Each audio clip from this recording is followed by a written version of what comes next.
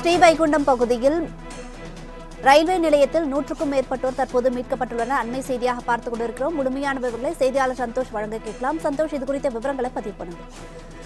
வணக்கம் வர்ணியா.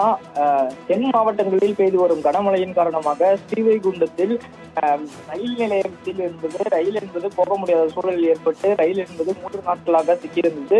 குறிப்பாக அந்த ரயிலில் 800க்கும் மேற்பட்ட பயணிகள் பயணித்ததாகவும் தெற்கு ரயில்வே அறிவித்திருந்தது. அதே போல 300 பயணிகள் நேற்றைய தினமே தேசிய பேரிடர் மீட்பு குழு மற்றும் மாநில பேரிடர் மீட்பு குழு என 2 குழுக்களும் இணைந்து 300 பயணிகளை வெளியேற்ற பாதுகாப்பான இடத்திற்கு அழைத்து செல்லப்பட்டனர். மீதமுள்ள 500 பயணிகளை மீட்கக்கூடிய பணி என்பது காலை முதல் தொடர்ச்சியாக ஈடுபட்டு வருகின்றது.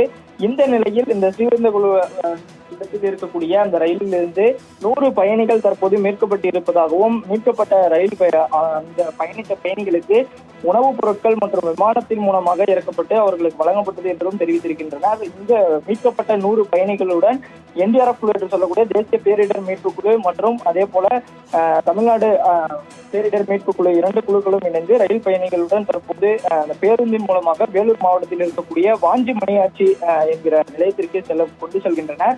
அங்கிருந்து இந்த ரயில் மீட்கப்பட்ட பயணிகளுடன் இந்த குழுவும் இணைந்து சென்னைக்கு அழைத்து வரப்படுவார்கள் என்றும் தெற்கு ரயில்வே அறிவித்திருப்பது குறிப்பிடத்தக்கது.